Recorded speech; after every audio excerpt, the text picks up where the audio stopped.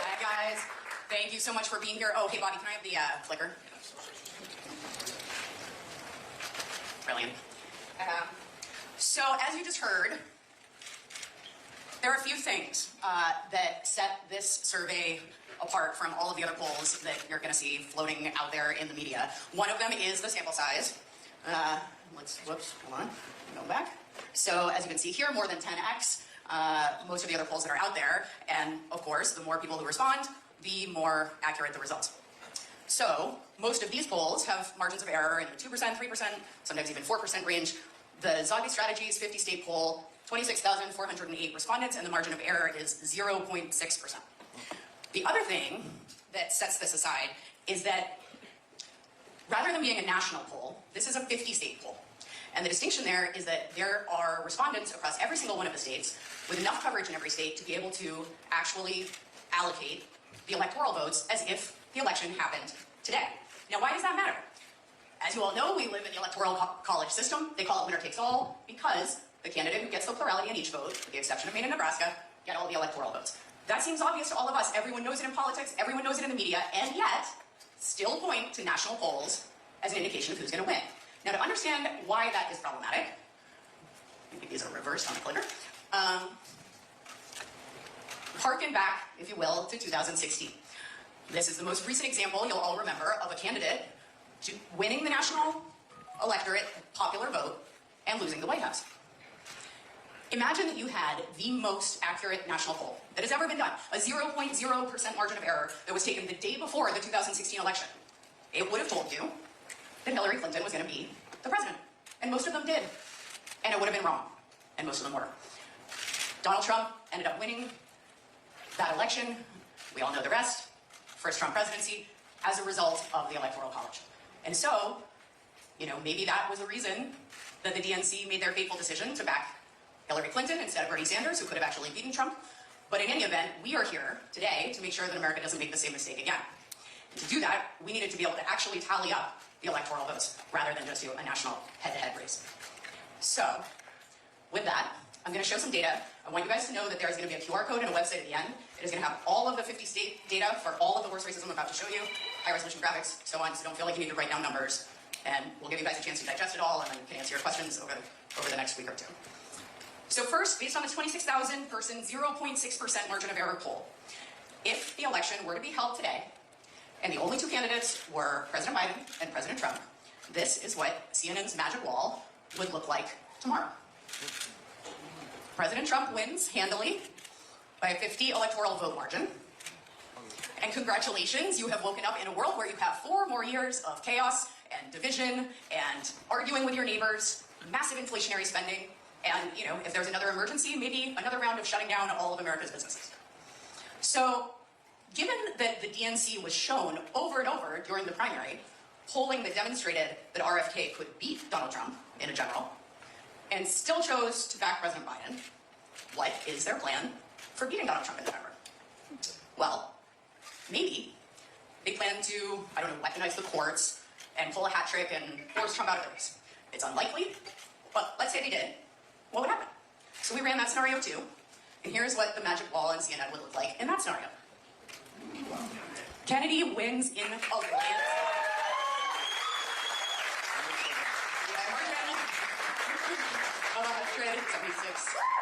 96 electoral vote. In fact, Biden only wins 11 states in this scenario, and RFK becomes our next president with the most bipartisan mandate in our lifetimes, drawing votes from across the political spectrum. How healing would that be?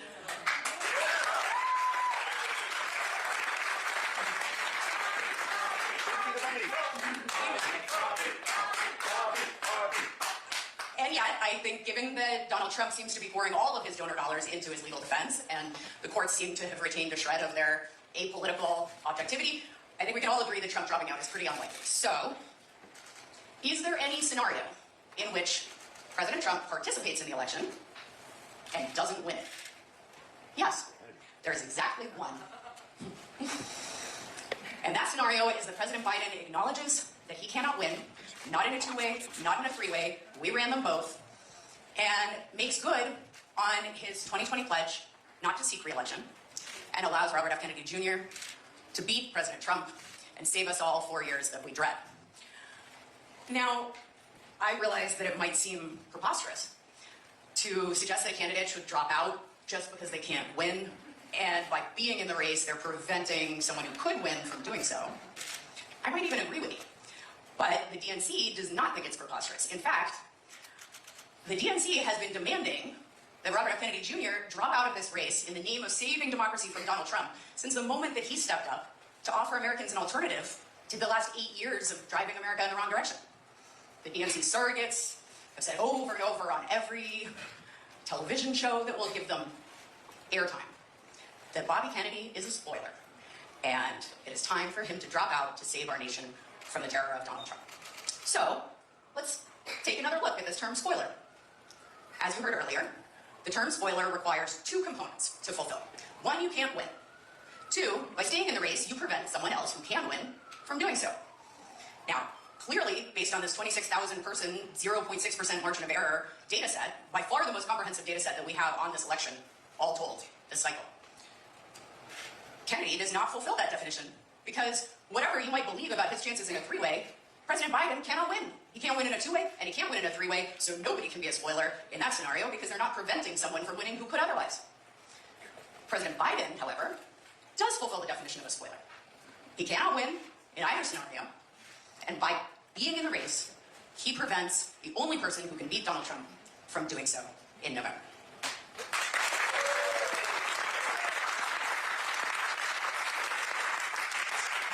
I like them apples.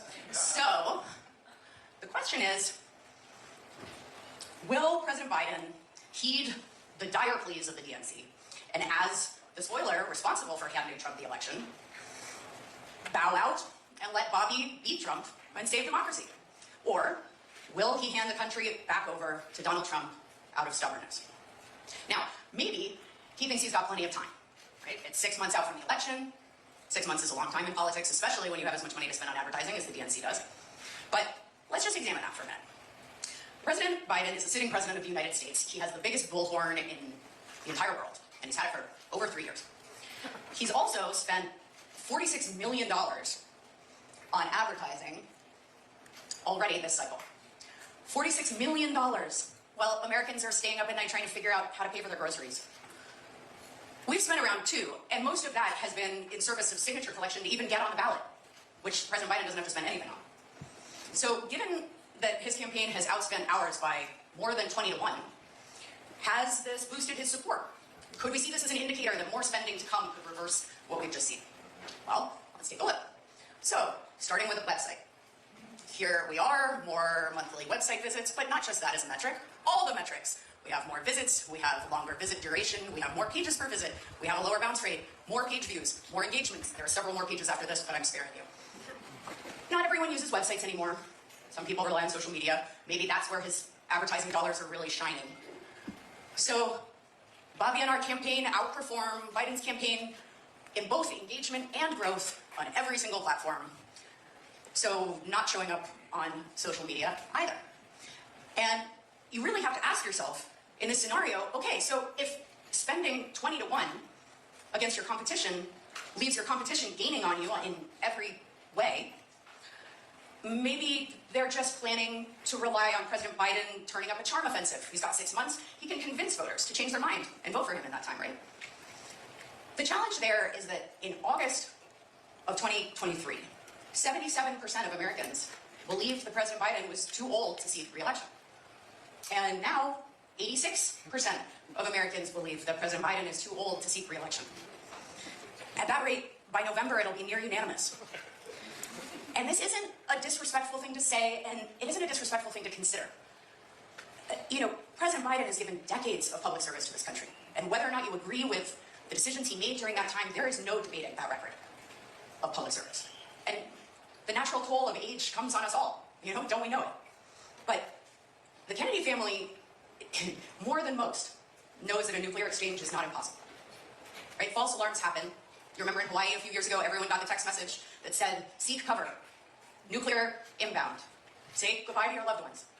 And that was a mishap of the alert system, thank God. But in those moments, the President of the United States has 6 minutes woken up in the middle of the night by Secret Service, being shuffled down the hall, gotten to safety in the most terrible physical, mental, emotional duress that you can possibly imagine. 6 minutes to decide whether or not to return fire.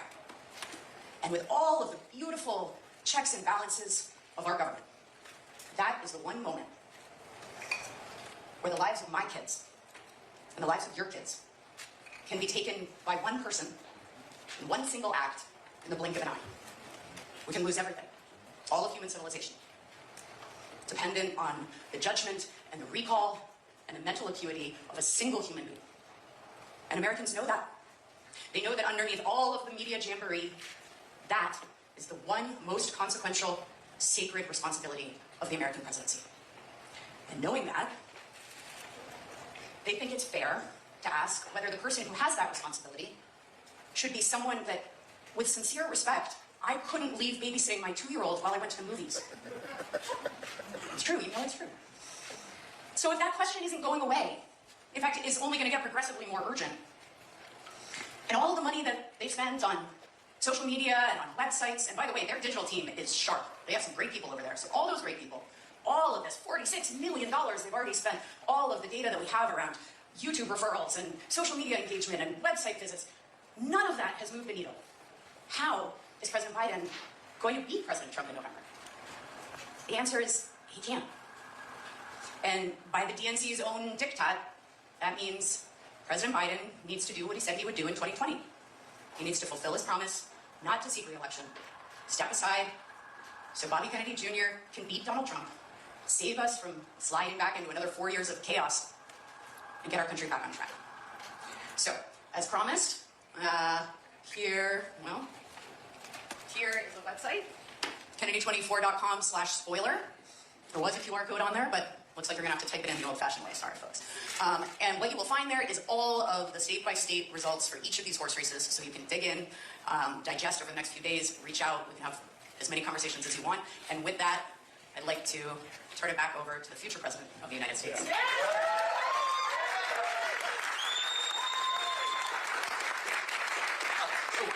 Amarillo provided the QR code with this extraordinarily detailed poll, and it's a treasure trove of information. One of the things that you didn't talk about, and I think you'll find it interesting, is that if I remain in the race and the election was held today, President Trump would win, and President Biden would lose. If I got out of the race and the election were held today, President Trump would win, but he'd win by much more. He'd win by 2 additional states. He would win the state of Maine and the state of Virginia. And so the people who believe that I am spoiling this at this point for President Biden need to look at data. Again, the spoiler definition of a person, a political candidate who cannot win, who prevents another candidate from winning by taking away votes. This is what Joe Biden said, and President Biden said in 2020. The stakes of this election could not be higher. We only have one chance to beat Donald Trump, and we need a nominee who can get the job done. That would be me. When he pledged in 2019, if you can persuade me there's somebody better who can win, I'm happy to not do it. But I don't see the candidate who can clearly do what has to be done to win. Well, now we can see that. And by the way, our poll is not unique. Every poll that has posed this question, a head-to-head race between President Biden and President Trump, and a head-to-head race between me and President Trump, has said the same thing. That I perform much, much better against President Trump than President Biden does. Here's a poll that was done by Zogby. This was in April 2024. This is one of the reasons that I stayed in the race and switched party. Oh, no, sorry, this is this one.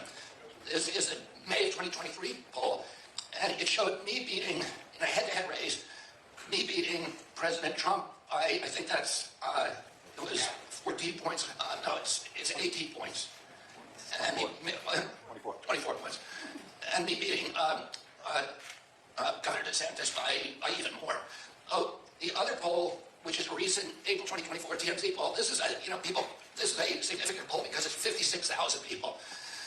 And it also shows me trouncing President Trump. So anybody who has doubts, any of the media organizations that have doubts about the outcome of our poll, these are the only polls we know about that have asked this question. I would challenge you to do your own poll and ask this question: who does better in a head-to-head race against Donald Trump? Is it me or is it President Biden? And that could be consequential because this is the no spoiler pledge, which we're announcing today. This is a pledge that I offer to take if President Biden also takes it. Both parties agree to co-fund In mid-October, a 50-state poll with 30,000 or more likely voters, so this is essentially effectively zero margin of error, in October of 2024. The survey will test the results of a head-to-head race, pitting President Biden against President Trump, and a second head-to-head race pitting me against President Trump. Both parties, that would be President Biden and myself, pledge that whomever performs weakest against President Trump in a two-man contest will drop out of the presidential race. So this is a spoiler pledge. And by the way, I'm happy to make this same pledge, although President Trump is not a spoiler because he can actually win. But I'm happy to make this same pledge with President Trump because I can do better against President Biden than President Trump can. Oh, people who are frightened, who are voting for President Trump because they're frightened of President Biden should be supporting me, and vice versa. And ultimately, I think what we all want in this election is that for Americans not to feel that they have to vote out of fear, that they feel that they can vote out of hope. And that is only going to happen if there's a two-way race between me and President Trump or me and President Biden. The other thing is, if you picture what this country is going to look like in November, if either President Trump or President Biden won, the division is going to continue, the anger, the vitriol, the chaos, the polarization is going to worsen. The only way to end that is through my successful candidacy. I want to thank all of you.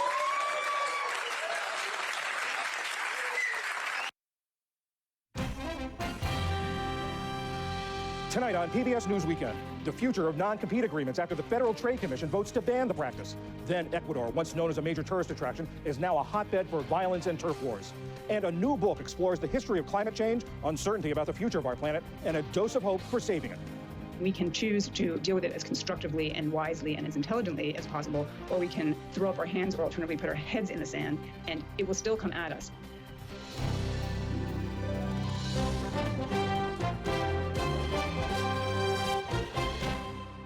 Major funding for PBS News Weekend has been provided by